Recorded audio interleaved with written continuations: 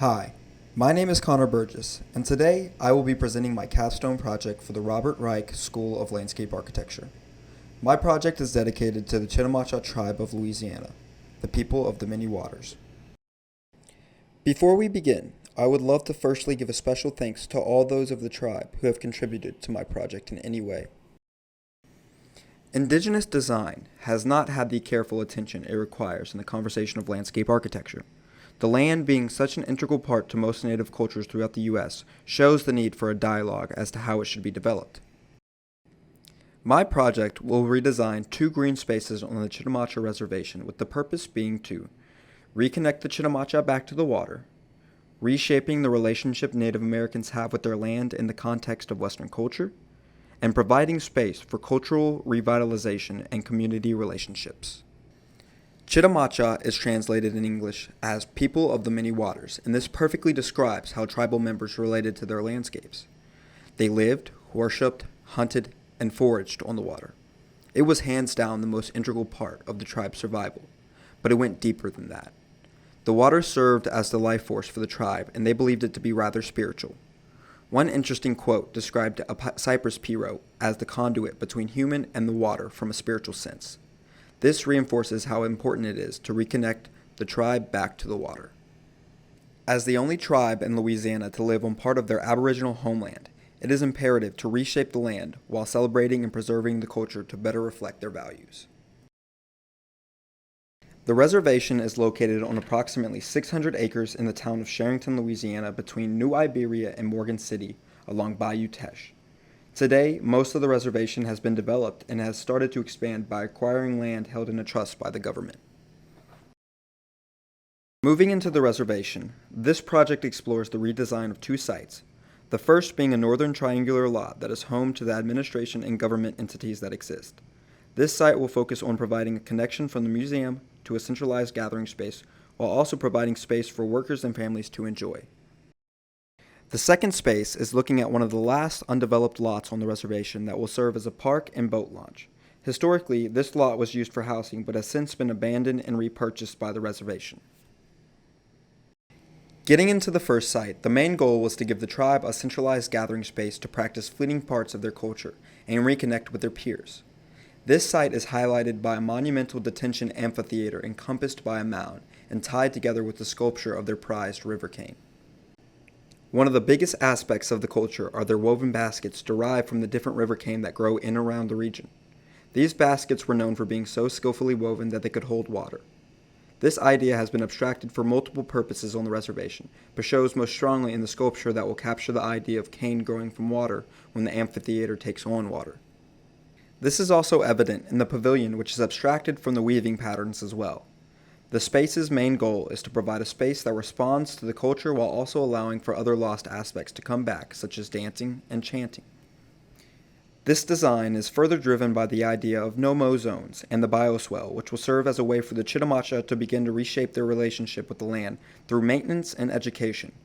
Being able to see these naturalized aspects of the land so close to their home is important to develop that subconscious relationship. This section begins to better communicate the idea of the design and how that amphitheater will truly work, as well as the retaining wall and mound around it. When the amphitheater takes on water, the cane sculpture in the center will show an abstraction of the actual cane growing out of the bayou. This first perspective shows how the mound creates space and how the no-mow zones will actually look cut in between the paths. Flexible green space is still important, providing families ample space to have gatherings or simply exercise. This perspective shows off the oak grove that somewhat already exists, besides a few oaks that will need to be replaced or added. The original Veterans Monument will be traded for strategically placed sculptures that will pay homage to the veterans. The grove will further be driven home by the no-mow zones and the flexible green space that surrounds it. The second site differs drastically from the purpose and actual landscape of the first site. Sitting on the edge of Bayou Teche, this lot is slated for functional boat launch, and that's it. After receiving this information from the tribe, I knew this site could be so much more. With very few aspects of the reservation setting the tone in placemaking for the Chitimacha, I knew this had to be about more than just function. The design started off with the existing swale, deciding the parking and then the launch. The parking will have one-way circulation with pull-through parking to better serve the trailers and boats. The bioswale is also disconnected from the green space while still serving its original purpose. The dock is abstracted from the basket weaving patterns while still serving as a boat dock and creating different and expanded opportunities for fishing. This is further pushed by the freshwater pond that has been included.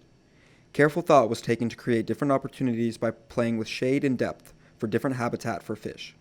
Again, you see those weaving docks cut through the center of the pond. The two sections further communicate those points I had already brought up. The first is showing those different experiences on the pond. The second showing the connection from dock to picnic area to parking.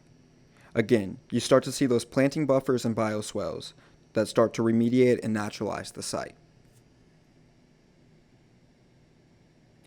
This perspective is more so showing the idea of these naturalized areas and how the dock will be situated in the pond. You can start to see the different types of planting buffers that are planned and will again start to reshape the relationship between people and the land they inhabit.